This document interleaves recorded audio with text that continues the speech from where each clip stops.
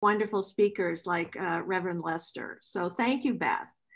And also, I bring greetings from Reverend Liz Lerner-McClay, welcoming you to our virtual congregation. But let me tell you a little bit about Reverend Dustin Lester, who would describe himself as a pretty average guy.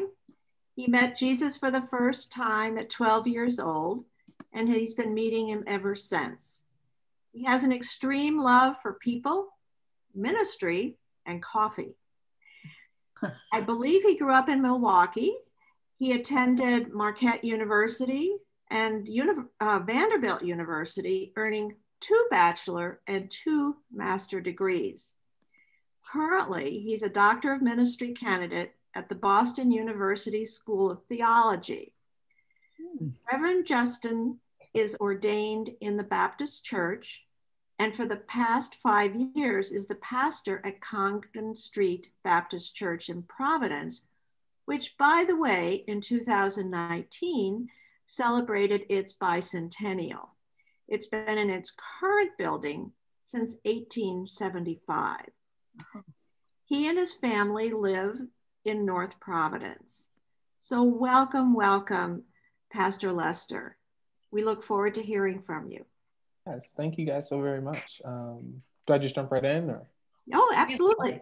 Awesome. No, thank you guys so very much. This is such an honor, and to Reverend Liz, who is becoming a colleague and a friend, and to all of you here, this is great. I will share 2 things with you all. I shifted our topic. I had just ever so slightly from when we first talked back in last July to really thinking about what it means to challenges to laypersons in this context about pastoring and leading through a pandemic, also during the era of Black Lives Matter, and a pastor's critique and challenge. And at the same time, this is the first time, and you guys are the first group actually, so I defend my dissertation in like 3 weeks. And so you guys are the first group of people outside of my professor and my wife who are hearing really any of this research, because I've been under a rock for the last couple of months, really trying to put this together. And the good news is it's really taken off. And so I welcome any sort of feedback, because next time I talk about it, being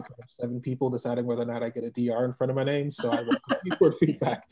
I'm going to talk a little bit about, try to contextualize Black church from my perspective. The work I'm doing is addressing what I sense is, and research has shown, a culture of stagnation in religious and humanist discourse here in New England among volunteer and lay-led spaces, and how we can change that really through technology. And so I speak about a Black church context and all of that, and I welcome any of your feedback, and I pray that if anything else, this just gives you another lens and a way to engage even in Black church spaces as well.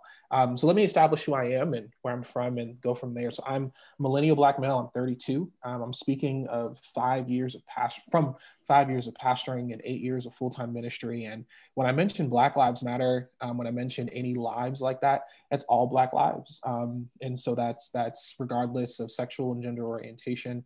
So we speak to all the universal statement of just Blackness and wholeness. So for me, I pastor Congdon Street Baptist Church. You guys heard mention that we celebrated our bicentennial last year, and we're 200 years old, now 201. And in a facility that was gifted to us by the friendly hands of white abolitionists in the mid-1800s, who felt for us as a church because we were burnt down originally as the African Union Meeting House at the hands of racism. In the 1970s, we were placed on the National History, the Registry of Historic Places. And, you know, when I first saw that, I was so excited because I assumed it was because of very similar things, like when I went to visit Ebenezer down in Atlanta, that it was the work of pastoral leadership and community work and the engagement of our members and the influence we had in the Black community and all of that. But upon further research, I found that we were on that registry because of the architecture, just the architect. That the architecture and the person who built it built a number of other buildings around us, and it was historic architecture. And for me, it was slightly frustrating that the oldest Black church in the state is known because of its Spanish architecture. And I laugh and cry, but I use that as a place to kind of locate my conversation, to acknowledge the type of frustration and letdown that I've seen in Black religious history in New England, as well as New England religious history. And I use this to talk about our thinking and feeling and doing as our churches, that I believe a lot of our churches, especially Black churches, are known more for our facilities, known more for our history, and not necessarily known for our theological loci or humanist discourse or even our practical theology. And so my question I pose is, are our churches known and for being institutions that build community, yield theological and humanist discourse, and solidify culture? Or are they the ones that continue to perpetuate norms for one particular or two particular generations, hatred towards other generations, and a lack of cohesion among intergenerational dialogue and work together, because the church is just known as the thing that will always be there? Hence, being on the registry for the architecture and not being on the registry for the work that it's done and what's been done in those walls. So I think right now, a local church, regardless of denomination, is at a crossroads. I think we've been at a crossroads. We've seen, and statistics show, and I'll get to that in a second, consistent change and lack in the depth of engagements, attendance, and literacy when it comes to being involved as a volunteer in a religious institution. And my context has not been avert to these circumstances, and I'm sure yours hasn't as well. Neither really is any space that represents any sort of depth or discourse. And then COVID-19 happened. And I heard some of you kind of mentioning that as well, even as we're in this virtual space. And it shuttered the doors of our churches, forcing us to use technology for our worship services and funerals and more. And it meant, to me, constant adjustment and constant disruption. I had this moment in the month of December where I called my staff together in the foyer of our church, and I just went off. And by went off, I mean, I just grieved the loss of what was in order to embrace the future of what possibly can be. And in the midst of all of that grieving and loss and adaptation, Black Lives Matter happened. The death of George Floyd, Ahmaud Arbery, Breonna Taylor all happened. And it meant another civil rights movement, whether it was a Say Your Name campaigns, our Black Lives Matter campaigns, the Me Too movement. It was all these additional social, political, cultural implications. And in short, I think COVID, I think Black Lives Matter, it changed everything. And I didn't just change things from my context. As I look at the work that you all are doing in your context, I believe it also changed the ways that we did things across the board. COVID changed everything. Black Lives Matter opened up the doors for conversations about a lot of things. And COVID, I believe, made us lament what was and attempt to discern what are the roots we need to plant into what is. What does intergenerational ministry really look like? What does it really mean to engender a love ethic, a sound love ethic that confronts sexual justice, gender injustice, financial injustice, health disparities, and racial injustice? Pandemics have a way of revealing everything. And I think this one in particular, the same way the Spanish flu, Ebola, HIV/AIDS did a very similar thing. And so the project that I've focused on in my dissertation that really evolved over the past year and a half was focusing on this tenet of gamification. And I'll discuss gamification in a second. Gamification and COVID-19 to me, I think will help in terms of solidifying culture in religious in nonprofit spaces because Black Lives Matter and COVID revealed issues in America that we got really comfortable with. The institutions and ethos and pathos that were allowed and welcomed, I think they really need to change. And so technology, we're going to have to consider things like augmented reality, virtual reality, artificial intelligence, all to be practically used in churches. And gamification to me is a part of that. The way I'll even frame that and transition is a couple of months ago, we had drive-in service at our church. And I had a praise and worship leader who's an amazing praise and worship leader. He came and his t-shirt had Black Lives Matter on it. Another praise and worship leader had the revolution will be intersectional. And we have a church t-shirt that says, I am somebody, as a means of affirmation for Black life in Providence. We were worshiping at Hope High School and someone actually had called the police on us because we were too loud. And after praise and worship, my praise and worship leader got up and left. He had to go. And he told me earlier that he was doing something downtown. Found out that my praise and worship leader was one of the core leaders for the big 12,000 person march that was in Providence. And I left out of church that Sunday and saw the post on social media. And I remember looking over to my wife and said, we missed church today.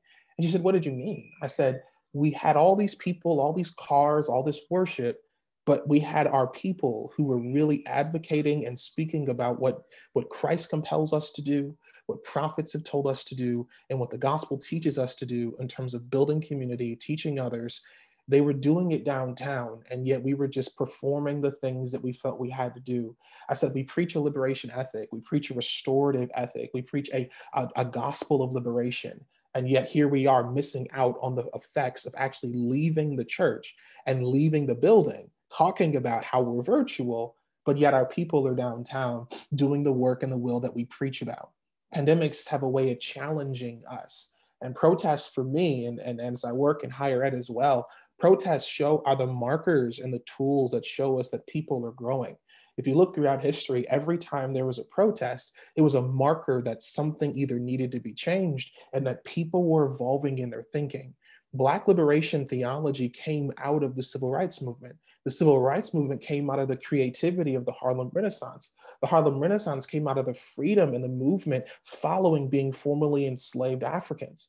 Pandemics and protests have a way of revealing essential needs. The inventions from the Spanish flu era are the very things that we're benefiting from even today, things that were used in the 30s, the 40s, and the 50s.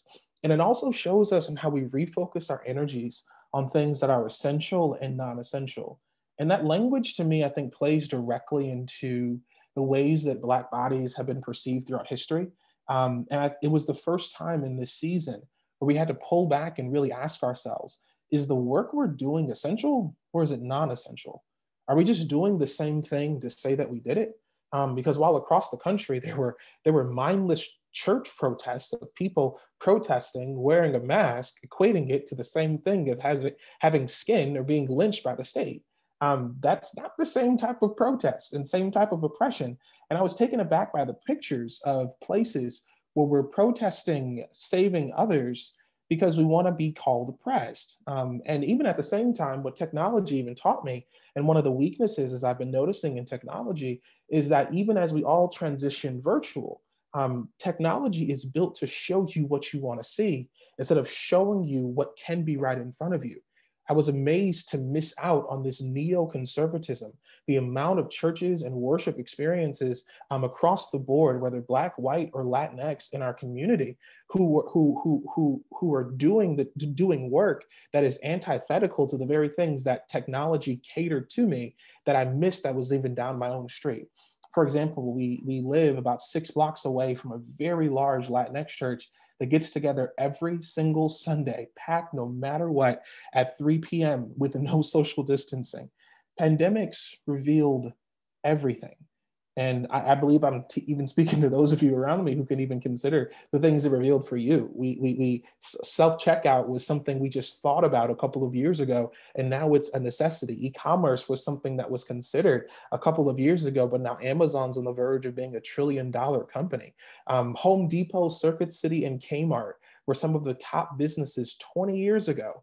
And the only one that seems to exist on that list still is Home Depot. Pandemics reveal something. And I think for churches, whether it was the 40% of churches that experienced decline, the 3% that experienced growth, and the hundreds that were acquired by other churches or closed, I think pandemic saw something. And for me as a pastor, it forced me to stop trying to lead the people so hard and to actually talk to them. Psalm 23 speaks to that whole notion of the shepherd leading the sheep and through the valley by still waters to a place where they'll eat in front of their enemies, and goodness and mercy will follow them. And it made me wonder, what grass am I really leading my sheep to? Who are the real wolves? Am I a wolf? Are there times where I'm in battle and I'm bleeding on the people I'm leading? Am I trusting people to fight something that we really never equip people to fight? And that to me frames so much about ministry and the work that we do and the work that you guys are doing here. Are you doing essential ministry and work? Or are we doing non-essential ministry and work? Are we creating the spaces that others don't feel welcome to come into, but we call it welcoming? Are we creating the spaces where others really don't feel like they can assimilate into and saying that we're doing assimilation work? Is it essential or is it non-essential? And I think we have to establish the spaces where we solidify our location, our social, our cultural, our theological location, so we don't become the same faithless spaces that we complain about, but we're the prophetic spaces built on crafting long-term efficacy that will not just see attendance, but also engagement. So I believe the local church is the strongest institution that doesn't recognize its own strength. And for years, dreamers have been cast out because they don't adhere to tradition or social location or economic status or gender. And it's a sad indictment to me that the institution that should create community is a very community that contributes powerfully to a lack of psychosocial and theological health in our people. So I think the revolution of the church, guys have heard me mention, my praise and worship leader had a shirt on that said the revolution will be intersectional. I believe the revolution for our churches will be an intersectional revolution. And that intersectional revolution, I use this term from Kevin Kelly in his work, The Inevitable, called the Protopian Revolution, where we're trying to develop a prototype, the very language used for robotics and all of that, a prototype, but then also a utopian future that really is built upon some tenets of Afrofuturism, envisioning this future based upon all of the gifts and skill sets if we didn't have to fight through glass ceilings.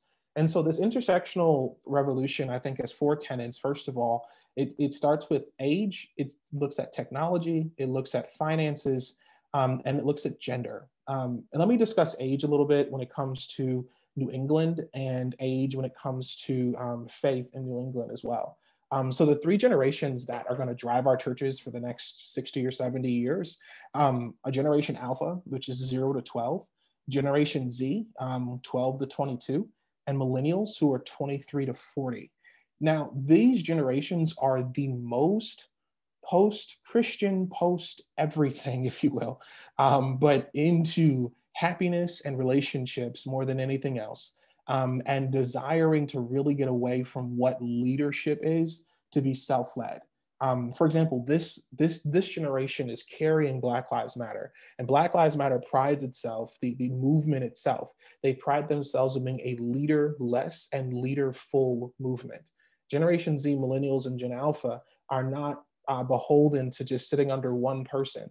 That Messiah complex that we've developed in churches and religious and nonprofit spaces, they have a leader-less and leader-full movement, meaning everybody at any given moment can step to the forefront. And that's one of the reasons, if you even were to remember how it was last summer, there were so many marches, because there's so many leaders. It's not saying it's right, because anything with that many leaders is a monster, but it also shows the way that Gen Z and millennials are thinking, feeling, and doing, which is why we've seen a spike in entrepreneurship and a spike in social media influencing and a spike of millennials who are quitting their jobs to move to live with their parents, and so they can travel. Millennials and Gen Z are the main leaders and participants of influencing culture. And here's some statistics on this. Compared to 61% of millennials, 81% of older Black individuals say religious is important. Only 61% of millennials do. 78% of older Black individuals pray daily. Only 61% of millennials do. Over 50% of older Black individuals over the age of 40 who attend worship services weekly or more, where only 38% of millennials do. That number is down to 17% when it comes to Generation Z. Generation Z is so interesting because Generation Z is the most multiracial, biracial, and multicultural generation we've ever seen. For the first time in history, Latinx Generation Z will outnumber Black Generation Z. This is the first time this ever happened in history, making them the most diverse generation in history. Of that, only 9% are engaged in any sort of religious affiliation. 9% of this entire generation. Educational and achievement and hobbies are their strongest priority. 37% of Generation Z say their gender is central to their sense of self, and 43% of them put professional and educational achievement as the most important thing to their sense of self. As a matter of fact, more people in Generation Z are upset when someone doesn't recycle than if somebody has an addiction to pornography. They consider it more morally unethical to not recycle than to be addicted to porn. And we can see that same piece If you were to scroll anywhere on TikTok, the amount of the top hashtags and music that's out there where sex and achievement and relationships is seen as more important and not morally wrong in any sense of the word. But if you don't recycle, you're going to lose your Generation Z friends. Even more statistics on that: 66% of Gen Z and 59% of millennials will finish their education, start their career, whereas only 20% of Gen Z and 20% of millennials desire to be married, and 16% of Gen Z or 21% of millennials desire to become mature spiritually. So combining all of that together, if we're going to revolutionize nonprofit spaces, revolutionize even churches, it will start with these generations, but it's going to take a lot of work from us, myself included as a millennial, to then also see how can we infuse the movement of community, the movement of caring for one another, and a sound love ethic that reflects what we truly believe in and worship and honor and come together for, to emphasize education, career, and financial independence inside of spaces of community where wisdom like yourselves abound.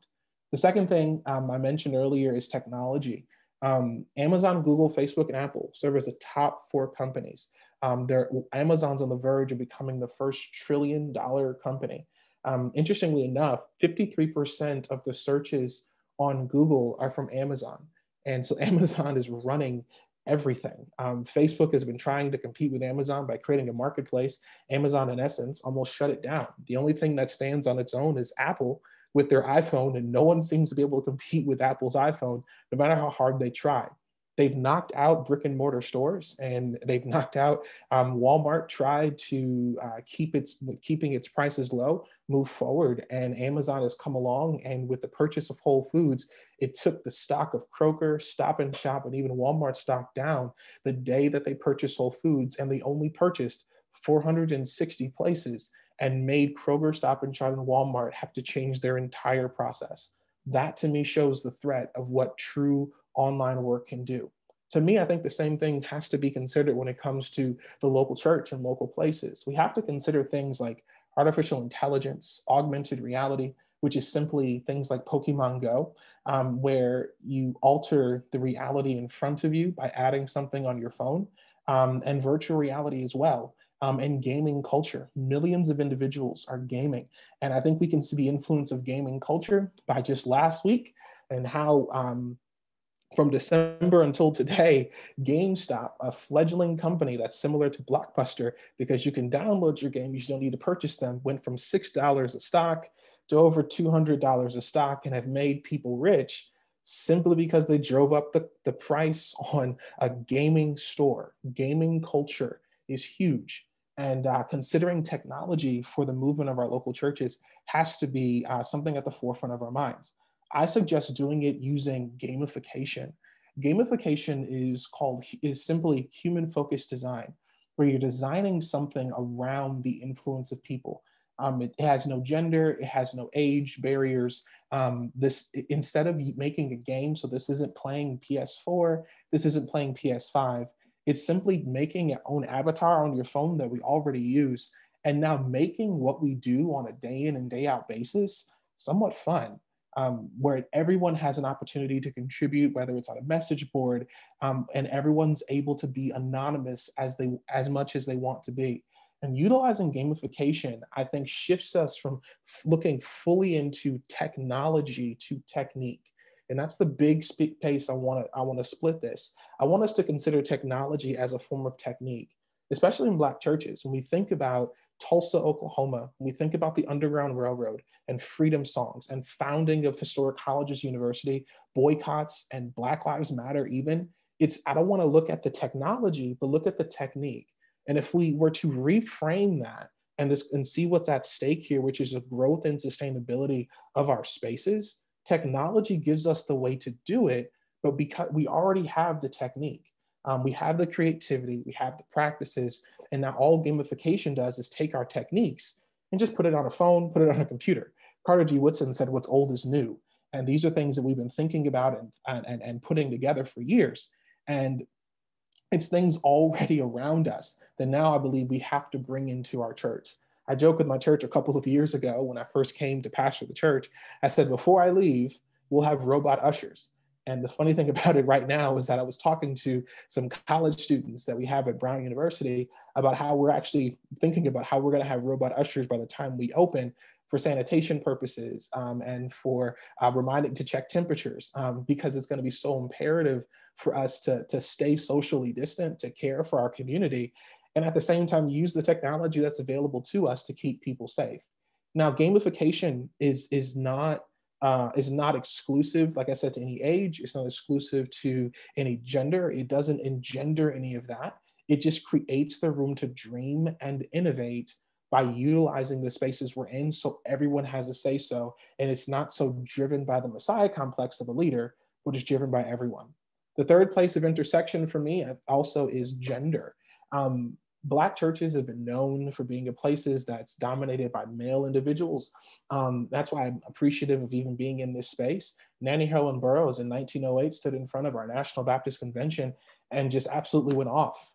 And she called out the bluff of patriarchal systems, only for us to look in 2021 and see the same things that she was frustrated about in 1908 to be the same issues we see in 2021. The fact that when I got up in my church back in the month of May and said that when we talk about Black lives, it's all Black lives. And the fact that that is still a point of contention, that Black lives cannot matter until Black trans lives matter. Black lives cannot matter until Black female lives matter. Black lives cannot matter if we're not listening to the stories of Black women. And it confronts our neoconservatism and our arrogance, where we're misusing and misquoting scripture and past stories to suppress certain individuals because we have a mandingo culture that sits in our pulpits that suppresses Black women and pushes up Black men on the backs of Black women. I say this all the time, that America was built on the backs of Black women. And the reason why I believe we've lost our spine and feel weak right now is because we've forgotten our backbone.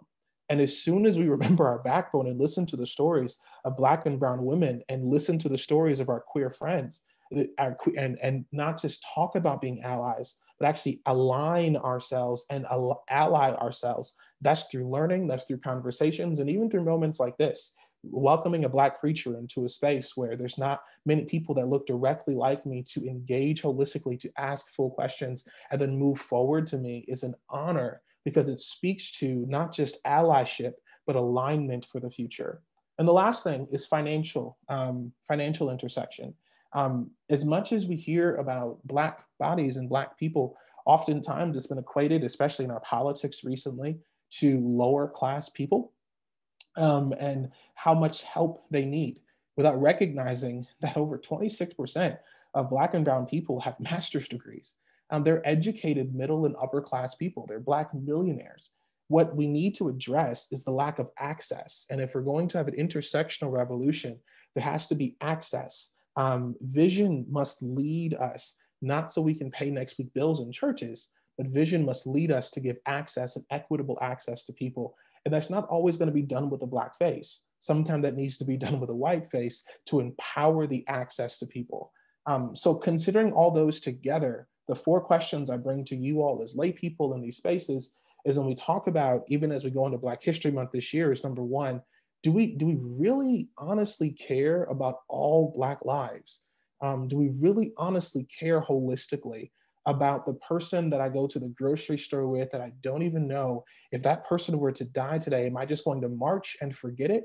The same way that a lot of people marched in May and forgot because of a person getting elected to the White House, realizing that the work didn't end in November, and the work didn't end last week. But January 6th showed us that we have a lot of work to do. Do we really care about gender and sexual justice? Do we really, really care about equitable spaces that are race and gender-based? The fact that women still make less on the dollar, and then if we start getting into race when it comes to gender, and then if we get into trans populations and queer populations, how those numbers continue to go down. Do we really care about gender and sexual justice, or is it a convenient ploy for us because it's comfortable to say certain lives matter when it's convenient and comfortable for us to do so? Are we really aware of what plagues our communities? My church sits in College Hill, similar to yours as well. Our church sits in College Hill, and I have members of our congregation who come and journey from the South Side. In order for me to actually know what to preach on, I had to stop preaching to College Hill and start preaching to the south side of Providence, realizing that everybody doesn't have access to Whole Foods. Everybody doesn't have access to fresh food the way that if I were to walk from my church, I could walk to Thayer Street and go shop. I can walk to Whole Foods and shop. But if I live on the south side without a car, I have access to corner stores. I have access to I have access to less food in a food desert, cross compared to what I get on the east side. And are our ears really on the ground to know the pulse of our people? What's the pace the people you're serving really run at? Are our ears on the ground for that? So here's my challenges, and I'm finished, that I will give. Those are my questions. Here's my challenges. Number one, I believe COVID and Black Lives Matter has influenced and challenged churches to first of all take a sense of ownership. I'm proud of people like Reverend Liz. I'm proud of people who have changed their practices for the better, where we've named our areas politically, we've named and stood on it, and been unafraid to risk it. The same way that I saw white evangelicals in the South where I went to school, and named where they stood politically and were unafraid, unashamed, and even lied on Jesus sometimes because those African angels still have yet to show up. That named their areas politically. I applaud people who took a sense of ownership. I believe what we're in a season of now is to name where you stand and own it. Because if you have friends that are willing to leave you because you own you, then I'm grateful, because I'd rather own the fullness of who I am than to lie and live a lie and have people around me that want to help me cater to my own lie.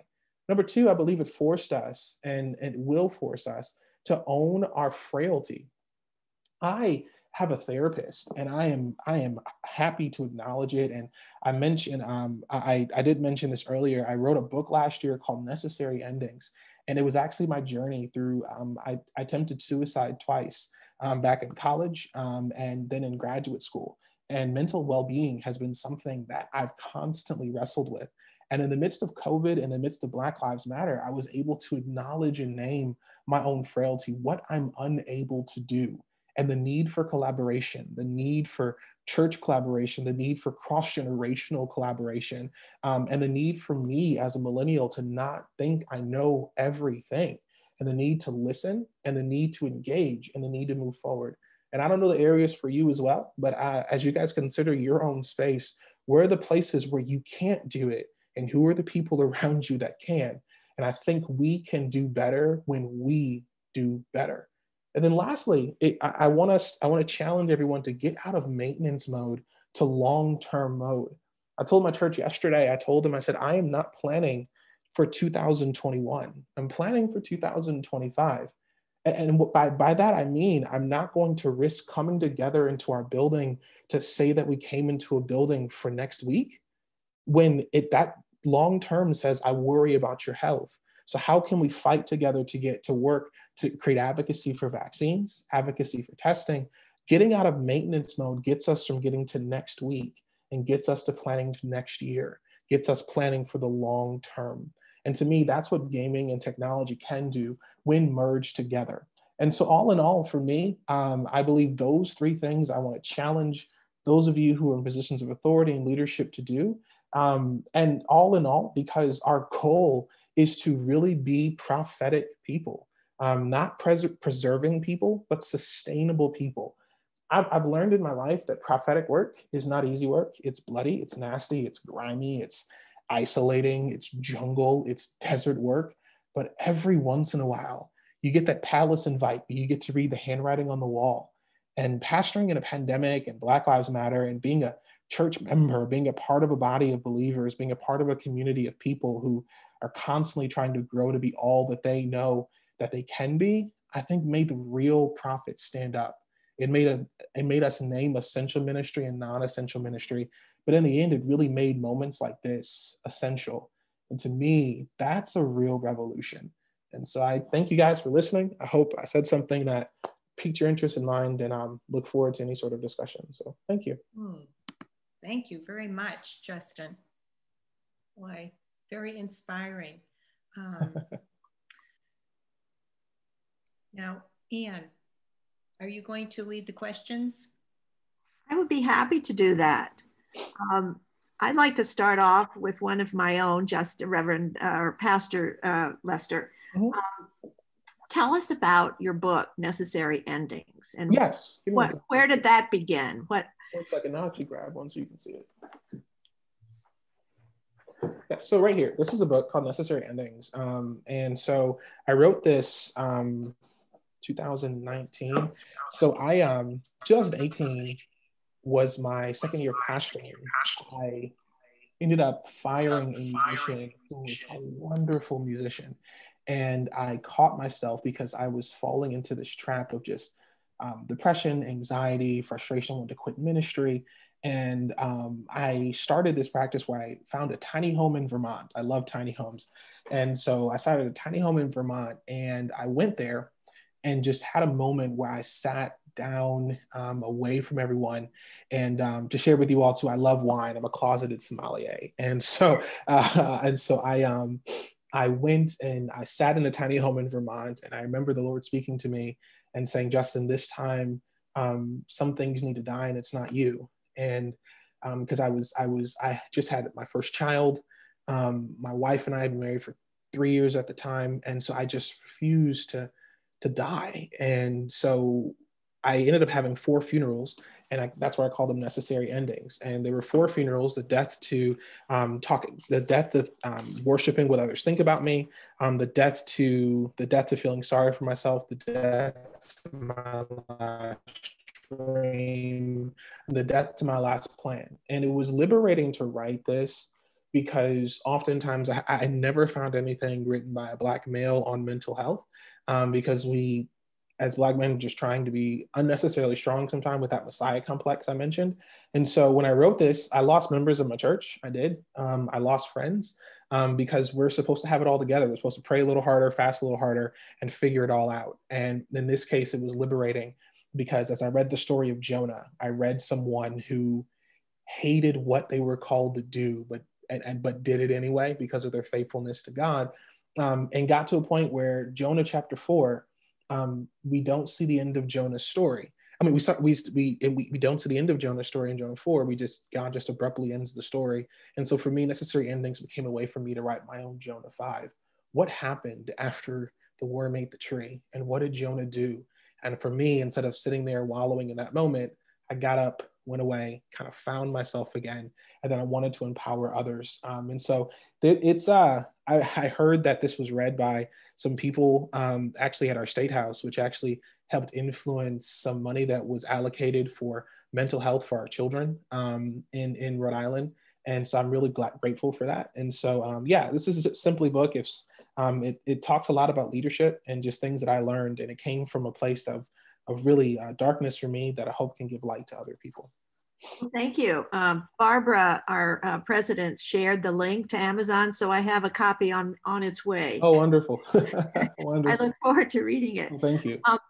Down in the reactions, everyone, there's an opportunity to raise your hand. I see Sina has her hand raised, but she's muted. Sina, you're muted. We're missing all those wonderful things you want to say. Just in the meantime, I've also ordered the book. I have it on Kindle. Wonderful. Yeah. Wonderful. And actually, it's not out yet. My son and I just wrote a children's book on the COVID era called Brown Dad, Brown Boy, Brown Basketball. It should be out tomorrow. I haven't even released it online yet, but yeah, no, it should be on Amazon tomorrow, hopefully. Oh, it's kind of our journey of being a brown dad, brown boy, and his brown basketball and wearing masks in COVID. Sounds good. Wonderful. Now, am I able to be heard? Yes. I did it. I just wanted to say how very wonderful to hear the things that you have done, the self-examination. That is really hard to do, and I so admire you for doing it. I am going to stop in one day when we can do that again into your services. And I'm just so glad that you're here today. I want you to know that. And as far as the Black Lives Matter, I do think that has just changed people's thinking. I know it's made certainly some of the past presidents' followers anxious, but for the rest of us, I think it really has opened another avenue of communication. And I am grateful for that, definitely. And so I'm so glad you're here today. And I have a now let's see, he is my grand nephew who is was just born, and he is a young Black baby, young baby. That's sort of what babies are. And so I'm going to look for your book. Wonderful. They haven't got books yet for him, and they don't have any toys, but he's dressed to the tens. I'm told. Oh, that's the best moments. The best moments. So that's what I have to say, and I'm so thankful for you. God bless you. Thank you, Tina. From Ann Boyd, let's see. She's interested in the concept of leaderful versus leaderless. Yeah. Is it antithetical to movements in the past? Can you explain this approach? Yeah, so it's a different type of approach for them. And Generation Z, this is what I love about them, but I'm also very scared about them. I think Gen Z is doing their best to be so different, and that's not conducive to success. For example, Black Lives Matter, if I were to compare apples to apples, Black Lives Matter and the Civil Rights Movement were started completely different. The Civil Rights Movement was started inside of a church with a sense of leadership, the SCLC, NAACP, all of that coming together. And while there were some differences, even Malcolm X and Martin Luther King, Black Panther parties, their goal was still empowerment of the Black community in general. And while they did it differently, their goals were still to empower the Black community. You know who you could go to. You could go to MLK, you could go to SCLC, NAACP, Black Panther Party, all that type of stuff. Here, Black Lives Matter, and even in Rhode Island, there's a Black Lives Matter chapter, and then there's a Black Lives Matter of Rhode Island, and they're not the same organization. And only one of them is actually affiliated with the global organization. There's too many leaders. And therefore, when it comes down to what are the actual things that need to change, nobody knows who to reach out to.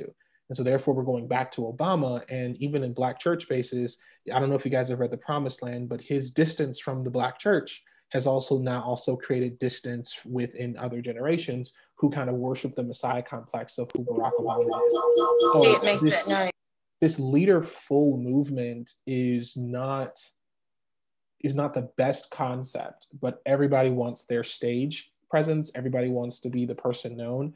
And so you see, that's where social media influencers, the amount of money and time that can come from being an influencer, has kind of, I think, taken away and slowed down the movement because nobody really knows what to do. So that's why even if you look at Providence, one week it was defund the police, the next week it was change the name of the state, the next week it was do this, the next week it was do this, and then there was 20 different demands. And every meeting I went to for a month, there were new demands every single time. And so I think it's not helpful. And I think that's going to be an issue we're going to see with Generation Z kind of assuming leadership going forward in the future. So I'm not the happiest with it, but everybody kind of wants the stage right now instead of trusting a few voices to lead it. Okay. Thank you. Sarah, I see your hand, but I have a question from Susan.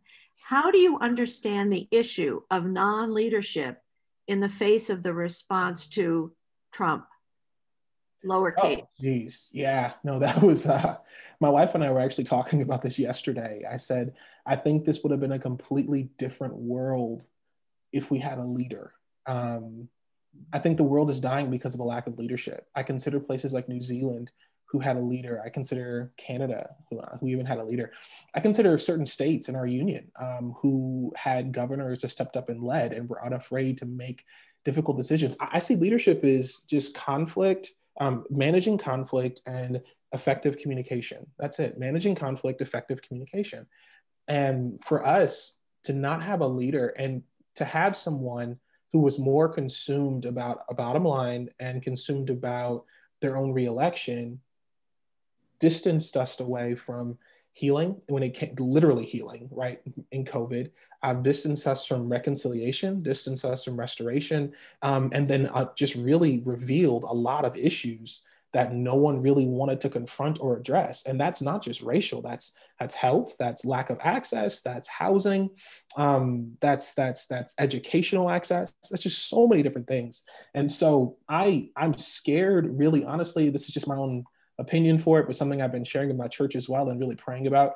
I'm worried about the next 2 years of our country. I'm really concerned about really the next 2 years of our country when it comes to our culture, when it comes to our love, when it comes to what it means to live in cohesion.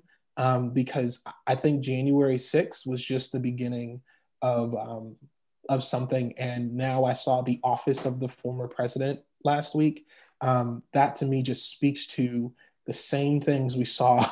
I'm currently reading the book, The Splendid and the Vile, talking about Winston Churchill. And to me, it speaks to a lot of the things when I read about Hitler and Stalin and Mussolini. It just speaks to pride destroying people, and then the apologies coming 60, 70 years later, and really not apologizing, just writing books so somebody in the family can make some money. I'm concerned about the love ethic of our country right now because of the lack of leadership. Thank you. Sarah Gleason? Thanks. Yeah, I hope I'm not creating feedback because I had to move into my condo because my laptop was frozen. Anyway, we don't have a lot of time.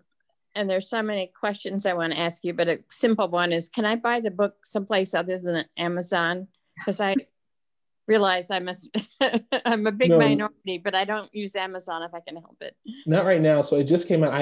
It came out during COVID. I was planning on doing something locally here, and I haven't really had a chance to do much promotion, but I'm really just starting it now. Can I connect you with Books on the Square? I would love to. That'd be awesome. Let me do what I can. Okay. Yeah, that'd be awesome. They should carry it. So I'll ask them. Okay. Okay. The other thing is, do I understand you that you don't feel that Biden is a leader? No, I was talking about Donald Trump. Okay. Yeah. Because the issues that we are talking about, like $15 minimum wage, for instance, and everything else, is that's part of your agenda, I assume. I just couldn't quite put all the pieces together, and my feelings on Biden. My goal personally last year was to hopefully just get someone in there who's leading. I joked with my wife. I told her, I said, government is boring again. I don't know if that's a good thing. I said, so I'm at the point now where I'm watching and prayerful, but I also realize that people have agendas, and I can't take that away. And so I'm for $15 minimum wage in a sense that I did the very thing for the people at my church and the staff I have at my church, because I know the struggles of a lot of people who are living off of minimum wage, multiple jobs, all of that, dropped out of school because of situations either they got themselves into or couldn't get, or because of just being who they weren't unable to move forward. And I am the beneficiary of middle-class parents and great leaders in my life who pushed me, so that I never really had to. Last time I even thought about minimum wage was high school. So there's a lot of things that he's doing that I agree with, a lot of things that he's doing I don't agree with. But I think the larger picture of what he represents is much better and clearer than what we experienced the last 4 years. So I don't want to hog the time, but my last question is, I'd like to figure out how to connect as a part of the community of your world and my world, which are a mile away from each other. But to me, I think working for, say, Biden's agenda is one way that both races can be connected. I agree 100%. Okay, so if you have other ideas, let us know. Okay. Oh yeah, Buy your book would be one of them. And okay, so I'll stop now.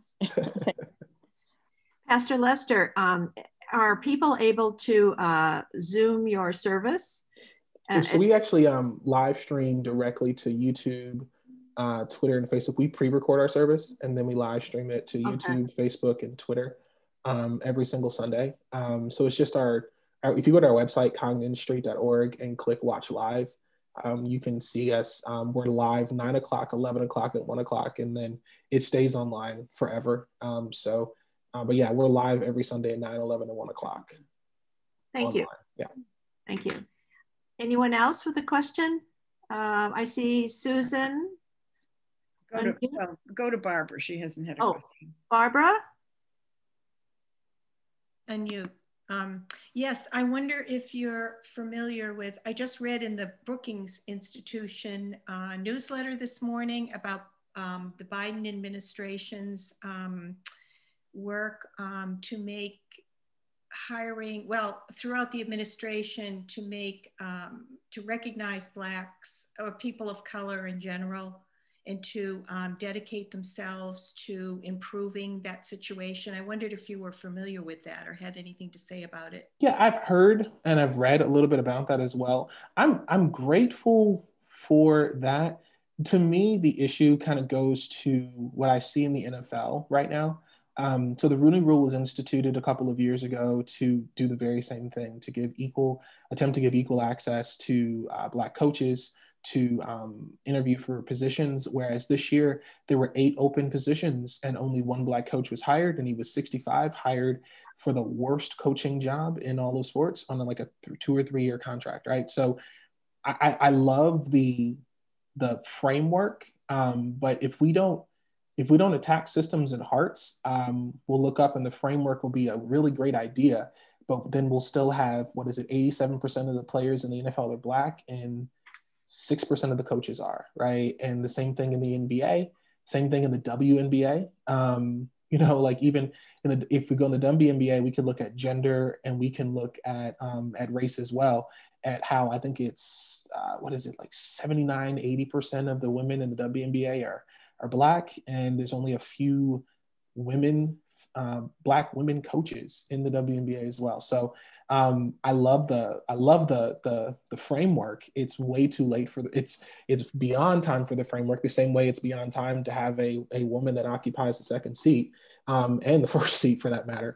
It's beyond time for it. I love the framework. I'm worried about the hearts and the systems at play that'll keep people frozen out of those positions. Susan Fisher. Well, I was delighted that you mentioned The Splendid and the Vile. My sister-in-law gave me the book over the summer, but I haven't cracked it open yet. Oh, it's a wonderful book. You'll learn a lot. I'd be cautious about how you picture Winston Churchill, because there's a lot of pictures about how a lot of really, really explicit images about how Winston Churchill loved to work naked. And so they explain it in great detail. But it's a great book. It's a great book. So my other thought is to follow up on the question about understanding leadership in the face of the Trump phenomenon. Mm-hmm. People, 40% of the country thinks Trump is a leader. And whereas actually he's just an egomaniac. But I mean, he's leading his own life. That's it. But so what do people, I mean, I kind of think people think leadership is authoritarianism. You've got somebody who's really going to tell you exactly what to do, but that's not leadership. That's, I don't know what to call it. But so how do you understand the phenomenon of 40% of the people voting for Trump? Well, we remember too that most people have a 3rd to 5th grade reading level. Their picture of leadership becomes celebrity, right? And the picture of leadership becomes the picture of coaches on sidelines. And mm-hmm. as someone who played sports, like the way that my coach was during the game was nowhere like the coach that invited you into their office to sit down and really move you from being a boy to a man. The coach is going to yell, scream, be hot-headed, and we're gonna worship that. But the coach that I knew, the football coach that I still talk to, was a coach that brought you into his office, that brought you into his life, that challenged you with books. We read more books as football players than people actually realized football players read, because they wanted you to move from boys to men. But on the sideline, he's ticked off, he's mad, he's throwing things. I think the same thing goes for the celebrity picture messiah complex we have for people who have money. And I think that Trump simply represented this faux success because, $1 million loan from his dad, this faux success and this dictating and dictatorship mindset, which then allows you to rub shoulders with Putin and get a lot of,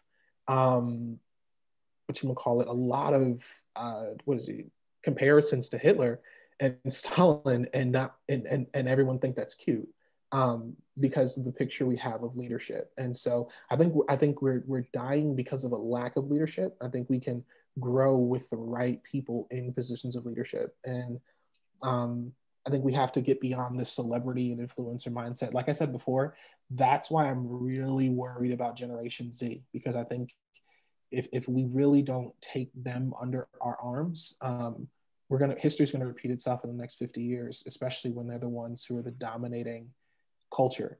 Especially if we even look at, and just last year's election showed it as well, Latinx culture and African culture are really leaning towards the same type of mindset and thinking of Trump. And even as we think about even just Black culture in general, Black culture and African culture, just to share this with you all, are two different things. And so African culture is much more conservative. African culture is going to look at family values the way that that 40% does, the same way that Latinx men did the very same thing in the previous election. So this multiracial, post-racial Generation Z that we're going to see, if we really don't pull them under our shoulders, we're going to look up in the next 20 or so years, and it may not be Donald Trump Sr., it may be Jr. or the third or Barron or whomever that comes back in, and we see the same thing repeat itself in the next 30, 40 years. The same way Reagan did in the 80s. Pastor Lester, break that out a little bit more, since many of us have grandchildren in that Generation Z. What do you mean by putting them under our wings? What can we do? I think listening to stories and being willing to admit what we don't know. And that's not necessarily just getting on TikTok and doing dances. That's not necessarily, just all of that. But I think the admission of what we don't know, creating intentional, like one of the things we do in our own home, my son's 3, he's a part of Gen Alpha, but having phone away time and leading that endeavor, right? Showing the desire for in-person and face-to-face interaction as much as you can, or even when you guys are virtual, vocalizing the need for either a lack of a phone, a book you're reading together, something you're studying together, something you're engaging with together. Cross-generational work right now, because generations are what's separating us, because we're starting to become so multicultural that race won't necessarily be as big a separator as generations will going forward. I think that's what's really going to help. By 2030, this group will be all people that are earning money and having the ability to really drive voting. And they're going to be one of the largest generations that we'll see for a while, because Gen Alpha is not going to have as many children, just because millennials and Gen X just didn't have as many kids. And so this generation, having time spent together, building community together, knowing their hearts and minds is what's really going to help for the future. And I think that starts now. They're 12, 13, 14, 15, because if not, we're going to look up, and I think we're going to see history repeat itself again, because this generation is really about themselves, really about educational achievement. And so they'll be really, really smart, knowing how to defend themselves and knowing how to put themselves in leadership positions, because they'll just create the stage, because we no longer need, like, for example, even for churches, I don't need a pulpit to preach the gospel any longer. I can turn my phone on a church live stream, and there's my pulpit. The same thing goes for them. They don't need to go to school, work their way up to be the president of the Student Government Association. They just get on TikTok and they reach 3 million people. So I think conversations at home, engaging together, playing games together, building relationships, and really sharing one's heart is what's going to help this generation grow. Because if not, I'm really scared of this generation. As much as I love them, I'm scared of them. Thank you. Very solid suggestions. Anybody else out there give a shout out if you have a question for Pastor Lester? I don't see everyone on my screen, so I don't want to miss anyone. I think Lucille has her hand up. Oh, good. Lucille, go ahead. I was just thinking about fiscally your church as far as what's going on because of COVID. Mm-hmm. I know our church is having problems, you know, with the budget and everything. And I was wondering if your church, because of the lack of content, you know, lack of not, you know, meeting with people and not seeing people, if fiscally the budget, you're having problems with that. For us, actually, we actually just talked about this yesterday. We had one of our best financial years we've had in ages. We actually were worse when we were in person than we were virtually, believe it or not. And that's why, like for us too, and I said this in our business meeting and our church service yesterday, I was casting vision. We don't even qualify for the PPP loan because we didn't take a hit anywhere. But what we did, and I'll share why, So I'm not saying that in an arrogant way. One, it became just because of there's an immense amount of favor on our church right now. But also I learned that people don't give to need, people give to vision. And so I stopped talking about need and I started really placing vision in front of our people. Right now we're in the process of praying about planting a church in Nigeria. We partnered, I didn't have church service at our church. I took it to high schools. So we worshiped at Hope High School and then gave to Hope High School. So our church knew when I say we're giving to our community, it wasn't just like, oh, we're giving. No, we're going to go worship there and we're going to have the police called on us every single week. And we talk about going on a march. As soon as church is over, we'll march down Hope Street. We went and bought pizza for people after church once at Flatbread Company as a church, and the people served it. So we put vision in front of people, and that's really what shifted us. And so our giving went up. I was surprised. I was like, okay, it's a fluke at first. And then eventually, that's why I'm dragging my feet on coming back to church, because I'm like, they gave more and we're not in the building, and we were in it. So that's where that came. So I learned that people don't give to need, they give to vision. And so we have some areas where we do need-based stuff, like, food drives and gift cards and all. We do that. But at the same time, I spend more time putting vision in front of us than I do need-based things. And that our giving has been, I've been surprised. We have people that were furloughed, that we actually gave away $5,000 worth of not school supplies, but we redid 4 kids' bedrooms for homeschool. And we just had our men went over when they were all gone and just redid the whole room. And gave them a new desk, computer, everything, because of the generosity of our people. And our goal, and I put it in front of our church too, is I want to tithe the 10% of our budget back into the community. And so literally in December, we were trying to make up stuff to give back because people were giving, and I didn't want anyone to see our budget list and see that we didn't meet that expectation. And I laughed. I said, we were literally making up stuff to give away so that we could do it. So my challenge, you all, I would, just to put it in front of you, is where are you headed in the next 2 or 3 years? Because people give to vision more than they give to need. And that's what we did as a church. And that's not when I talk about, let me back up to back in August, that was the worst month of the year for me. And I'll be very honest about it. That month sucked. I hated preaching that month. I lashed out in preaching to people. I was trying to figure out how to lead, how to be a pastor, how to be a dad, how to be a community advocate, how to go back, how to finish this dissertation I was writing, how to do all this work. And I grieved the loss of what my church was and finally embraced. And I shifted our language that we are a virtual church with in-person experiences. I said, I stopped saying we're going to try to get back together. We are a virtual church. So we have to be a really good virtual church. And we will invest our money in being an amazing virtual church.